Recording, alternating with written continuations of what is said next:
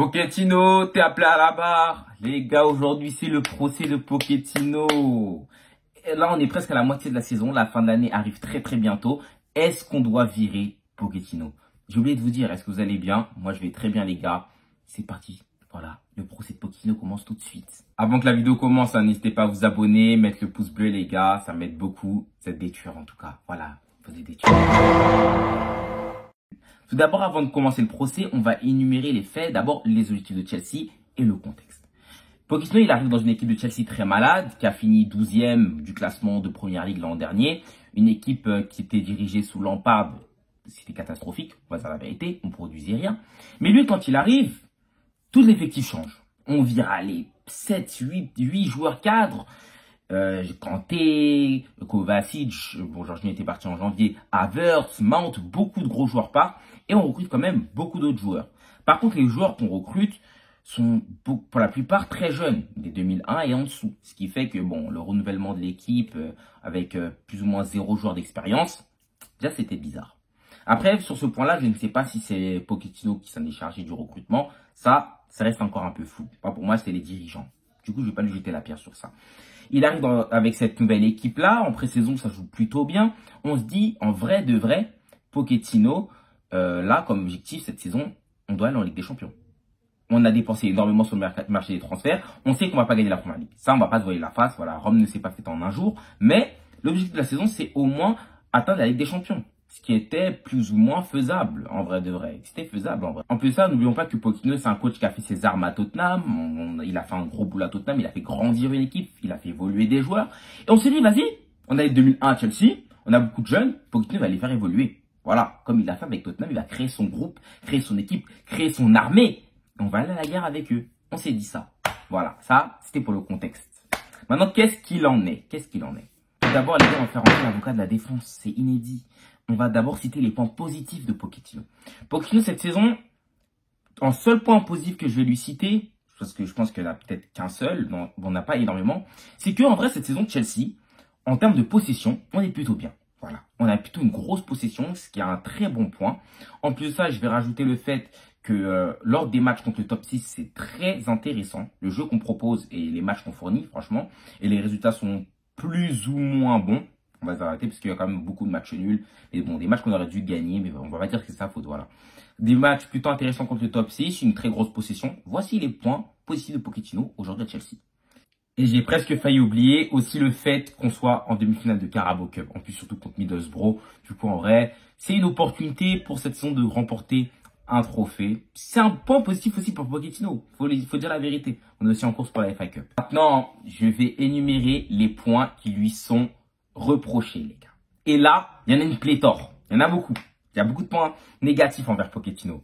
On va commencer simple. Tout d'abord, la 10e place. Chelsea, on avait comme objectif d'être dans le top 4 de Première Ligue ou top 5. Aujourd'hui, on est 10e. Il n'y a rien qui a changé depuis la semaine dernière, peut-être même 11e à l'heure où je vous parle. On ne fait pas des meilleurs résultats. On est l'équipe qui a plus perdu en 2023, dont énormément de défaites avec quand même Pochettino. Plus de défaites que de victoires cette saison. Voilà, ça c'est un point déjà qui lui est reproché. En plus ça, je vais rajouter que depuis le début de la saison, on n'a aucun 11 type.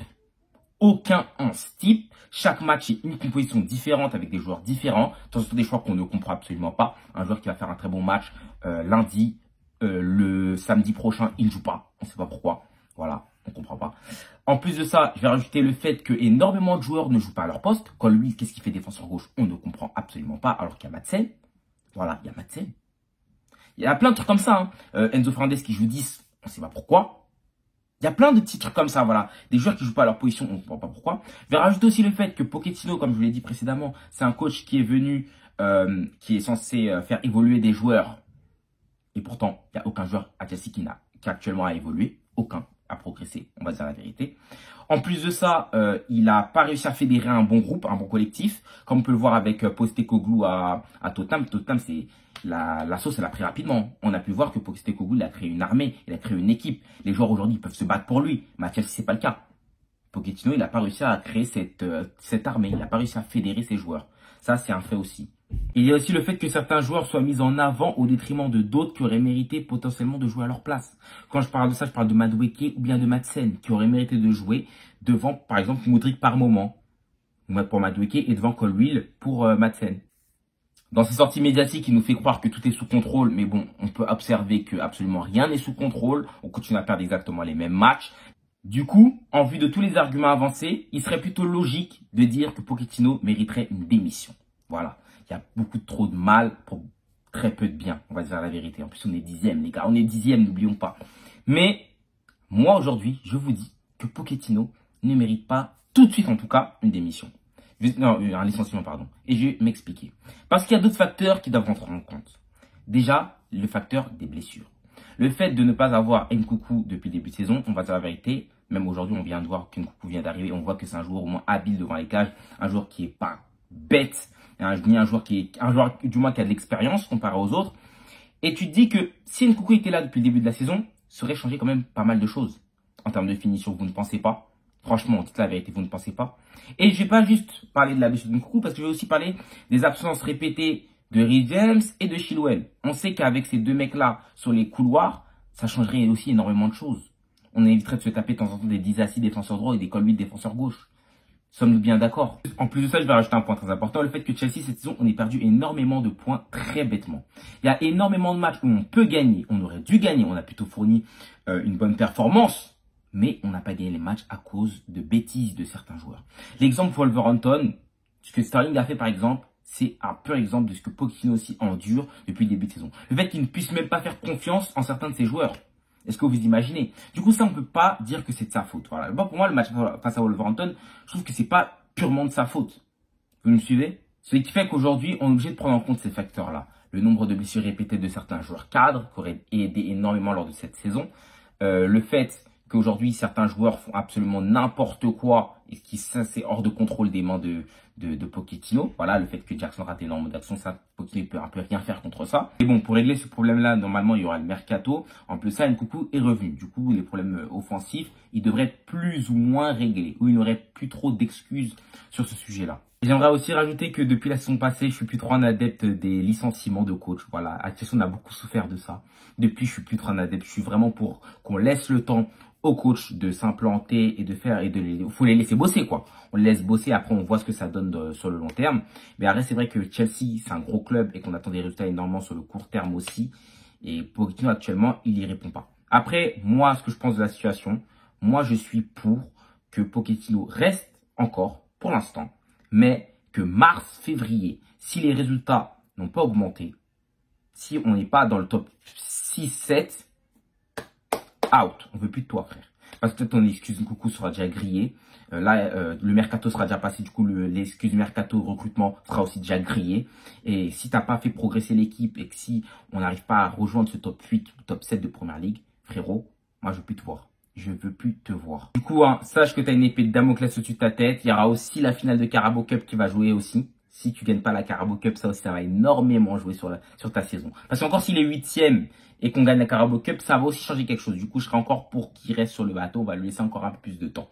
Voilà. Mais dans le cas où la Carabao Cup n'est pas remportée aussi, voilà, t'as compris. T'as très bien compris les attentes. Après, maintenant, pour remplacer Pochettino, quels coachs sont disponibles sur le marché?